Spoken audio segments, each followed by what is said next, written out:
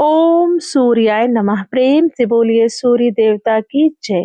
प्रिय भक्तों, आज पौष मास का रविवार है। इस महीने में सूर्य देवता की पूजा आराधना करना अत्यंत फलदायी और शुभ माना जाता है।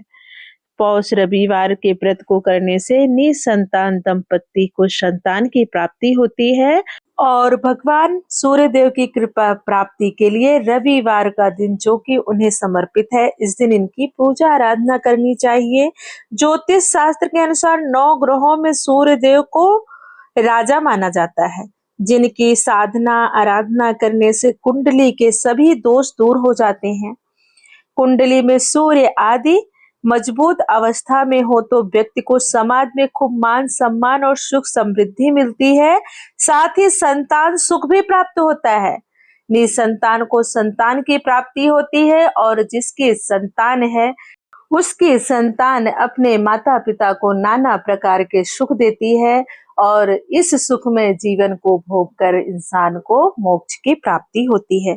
पौष रविवार को अलूने रविवार के नाम से जाना जाता है, क्योंकि इस दिन अलूना भोजन किया जाता है। सूरज भगवान की पूजा की जाती है। साथ ही इस दिन छाछ नहीं बनाना चाहिए, सिर नहीं धोना चाहिए और तेल नहीं लगाना चाहिए। सूरज भगवान की पूजा करके पौष रविवार की व्रत की कथा का श्रवण करना चाहिए, जिसे अलूने रविवार के नाम से जाना जाता है। तो आइए श्रवण करते हैं अलूने रविवार व्रत की पावन कथा का। एक बार प्रेम से बोलिए सूर्य देवता की जय। एक साहूकार था, उसके कोई बच्चा नहीं था। एक दिन वह सुबह के समय घर के बाहर गया तो उसने देखा कि एक किसान खेत में दाना डालने जा रहा है। साहूकार को देखते ही वो वापस आ गया और बोला कि आज तो शगुन अच्छा नहीं हुआ। जब साहूकार ने यह सुना तो उसका मुंह उतर गया। घर आने पर उसकी पत्नी ने पूछा कि आज क्या बात है, आप इतने उदास क्यों हैं? तब साहूकार ने सारी बात बताई।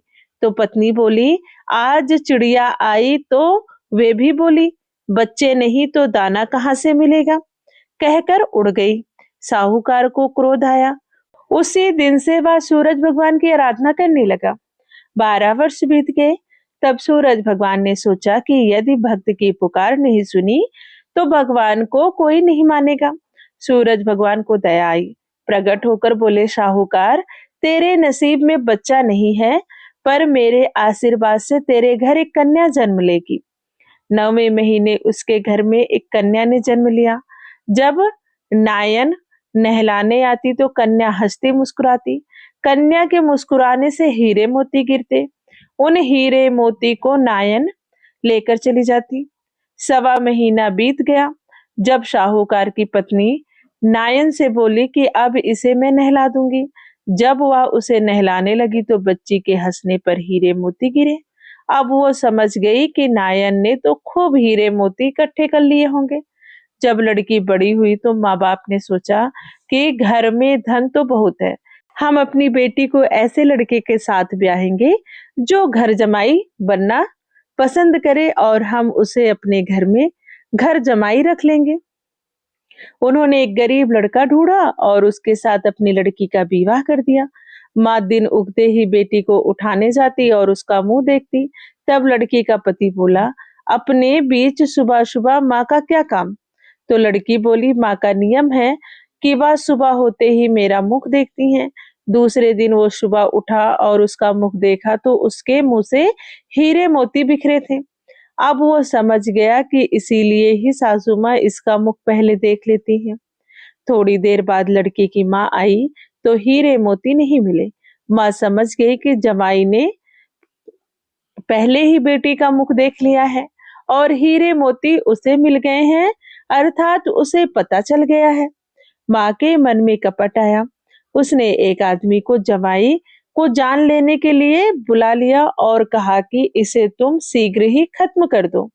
आदमी ने जमाई को मार दिया और उसका सिर सासू को लाकर दे दिया। सूरज भगवान ने देखा कि हमारी दी हुई कन्या का पति मार दिया गया है। सूरज भगवान मनुष्य रूप में भिक्षा मांगने आए और उस कन्या के पति का सिर साथ ले आए। उन्होंने उसके अंग जोड़कर अमृत का छींटा दिया तब उसका पति उठकर बैठ गया। घर गया तो बेटी ने पूछा, पौष रविवार व्रत का मेरा नियम है कि दिन अस्त होने के बाद मैं भोजन नहीं करती, तो आप इतनी देर से क्यों आए? वो बोला कि मुझे मारने के लिए आपकी माँ ने आदमी भेजा था और सारी कहानी बता दी। तब बेटी बोली कि अब हम यहाँ नहीं रहेंगे।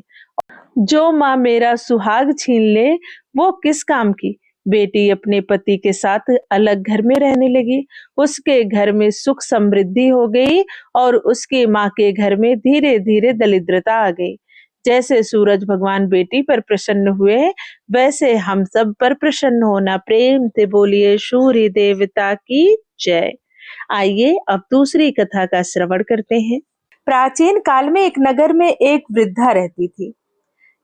उनका नियम था कि वह हर रविवार को घर आंगन गोबर से लीपकर भोजन तैयार करती और सूर्य देव को भोग लगाकर ही स्वयं भोजन करती थी। ऐसा व्रत करने से उनका घर अनेक प्रकार के धन धान्य से पूर्ण था। श्री हरि की कृपा से घर में किसी प्रकार का विघ्न या दुख नहीं था। सब प्रकार से घर में आनंद ही आनंद था। माई के घर में नाती पोते घर परिवार सब कुछ भरा हुआ था। इस तरह कुछ दिन बीत जाने पर उनकी एक पड़ोसन, जिनकी गौ का वह गोबर मैया लाया करती थी, विचार करने लगी कि यह बुढ़िया सर्वदा मेरी गौ का गोबर ले जाती है, अर्थात यह स्वयं भी तो गाय पाल सकती है, या मेरी ही गाय का गोबर क्यों ले जाती है? कहीं इसमें कोई चालाकी तो नहीं, कहीं इसकी तरक्की का कारण यही गोबर तो नहीं। यही मन में विचार करके उसने अपनी गौ को घर के भीतर बांध दिया। वृद्धा को गोबर ना मिलने से रविवार के दिन वह अपने घर को ना लीप सकी, इसलिए उसने ना तो भोजन बनाया, ना भगवान को भोग लगाया तथा स्वयं भी उसने भोजन नहीं किया। इस प्रकार उसने निराहार व्रत किया। रात्रि हो गई और वह भूखी सो गई। रात्रि में भगवान ने उसे स्वप्न दिया और भोजन न बनाने तथा भोग न लगाने का कारण पूछा। तब मैया ने स्वप्न में ही कहा, हे प्रभु, मुझे गोबर ना मिल सका, जिसके कारण मैंने ना भोजन बनाया और ना ही आपका भोग लगाया। मैया की यह बात सुनकर भगवान ने कहा कि माता, हम तुमको ऐसी गौ देते हैं जिससे सभी इच्छाएं पूर्ण होती हैं, क्योंकि तुम हमेशा रविवार को गौ के गोबर से लीप कर भोजन बनाकर मेरा भोग लगाकर खुद भोजन करती हो।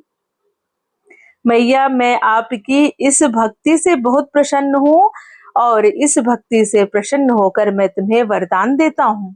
निर्धन को धन और बांझ स्त्रियों को पुत्र देकर दुखों को दूर करता हूँ, अतः अंत समय में मैं उन्हें मोक्ष प्रदान करता हूँ।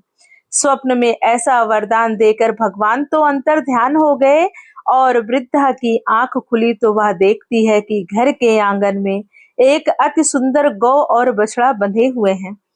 वह गाय और बछड़े को देखकर अति प्रसन्न हुई और उनको घर के भीतर ले जाकर बांध दिया और वहीं खाने के लिए चारा भी डाल दिया।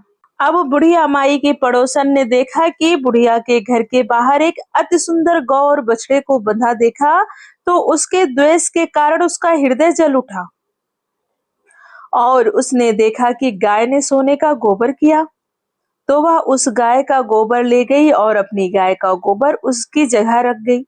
वह नित्य प्रति ऐसा ही करती रही और सीधी साधी वृद्धा को इसकी खबर तक नहीं होने दी। तब सर्वव्यापी ईश्वर ने सोचा कि चालाक पड़ोसन के कर्म से वृद्धा ठगी जा रही है, तो ईश्वर ने संध्या के समय अपनी माया से बड़े जोर की आंधी चला दी। वृद्धा ने आंधी के भय से अपनी गौ को भीतर बांध दिया। प्रातः काल जब वृद्धा ने देखा कि गौ ने सोने का गोबर किया है, तो यह देखकर बुढ़िया माई आश्चर्यचकित हो गई। उसके आश्चर्य की सीमा न रही, क्योंकि उसने कभी ऐसा सोचा ही नहीं था कि उसकी गाय सोने का गोबर करेगी। उसी दिन से बुढ़िया माई प्रतिदिन अपने गाय को घर के भीतर बांधने लगी। उधर पड़ोसन ने देखा कि बुढ़िया गौ को घर के भीतर बांधने लगी और उसका सोने का गोबर उठाने का दांव ही नहीं चल रहा था। अब तो वह ईर्ष्या और डाह से जल उठी और कुछ उपाय न देख पड़ोसन ने उस देश के राजा की सभा में जाकर कहा, महाराज, मेरे पड़ोस में एक बुढ़िया रहती है जिसके पास एक ऐसी गौ है जो आपके पास होनी चाहिए। ऐसी सुयोग्य गौ योग्य व्यक्ति के पास ही होनी चाहिए। वह नित्य सोने का गोबर देती है। आप उस सोने से प्रजा का पालन करिए। वह वृद्ध इतने सोने का क्या करेगी? पड़ोसन ने राजा की सभा में यह बात बताई और स्वयं अपने घर चली आई। अब राजा के मन में भी लालच आ गया कि सोने का गोबर देने वाली गौ। यह सोचकर राजा ने सोचा कि जल्द ही उस गाय को अपने महल में लाकर रखना चाहिए। यह तो मेरा अधिकार है, प्रजा को तो मेरी हर बात माननी होगी। यह सोचकर राजा ने अपने सैनिकों को आज्ञा दी कि वह बुढ़िया के घर जाकर उस गौ को लाकर अपने महल में बांधें। राजा की आज्ञा पाते ही सभी सैनिक बुढ़िया माई के घर पहुंच गए।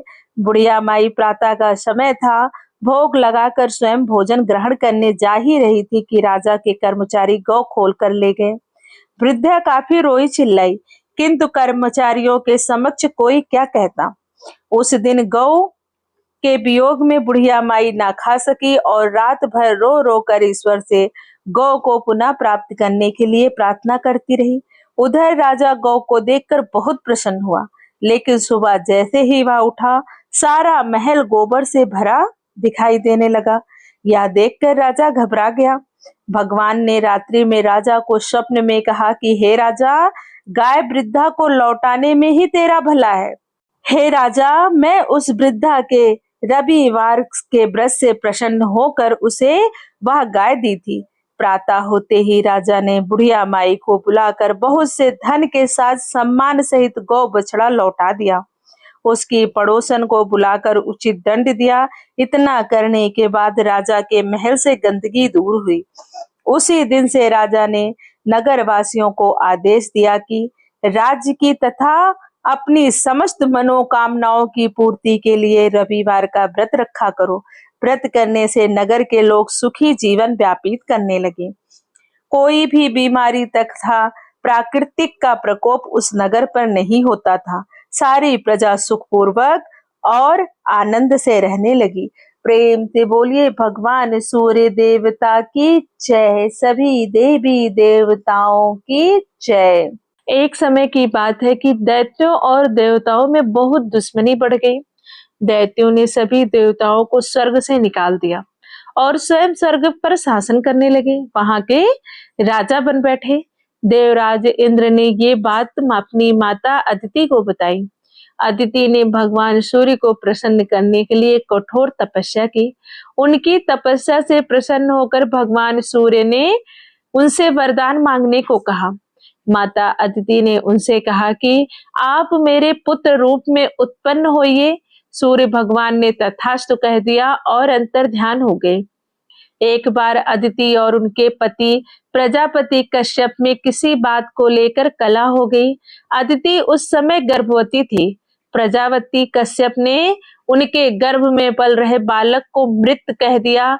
उसी समय अदिति के गर्भ से एक तेज पुंज निकला और भगवान सूर्य प्रकट हुए और कहा कि आप दोनों इस पुंज का पूजन प्रतिदिन करें। समय आने पर इस पुंज से एक पुत्र रत्न जन्म लेगा और आपके दुखों को दूर करेगा। अदिति और प्रजापति कश्यप ने उस पुंज का पूजन प्रतिदिन किया और उस पुंज से एक पुत्र ने जन्म लिया। प्रजापति कश्यप ने अपने उस पुत्र को विवस्वान नाम दिया। देवासुर संग्राम में सभी दैत्य विवस्वान के तेज को देखकर भाग खड़े हुए। कश्यप प्रजापति के पौत्र माली और सुमाली थे। सुमाली ही रावण का नाना हुआ। दोनों ने महादेव की तपस्या की और उनसे वर मांगा कि वे सदा उनकी रक्षा करेंगे। इस पर महादेव ने उन्हें ये वर दे दिया। एक बार उन्होंने सूर्य देव को युद्ध के लिए ललकारा। सूर्य उन्हें परास्त करने लगे, किंतु उन दोनों राक्षसों ने महादेव का स्मरण किया तो भगवान शंकर वहां प्रकट हुए और अपने त्रिशूल से सूर्य देव पर प्रहार किया, जिससे सूर्य देव का सिर कट गया। कश्यप प्रजापति को जब इस बात का पता चला तो अपने पुत्र को मृत देखकर उन्होंने भगवान शंकर को श्राप दिया कि तुमने आज जिस तरह मेरे पुत्र का मस्तक काटा है, एक दिन तुम अपने इसी त्रिशूल से अपने ही पुत्र का मस्तक काट दोगे। इसी श्राप से भगवान शिव ने अपने पुत्र गणेश का मनुष्य रूप वाला मस्तक कटवाया। प्रेम से बोलिए भगवान भोलेनाथ की जय, सूर्य देवता की जय।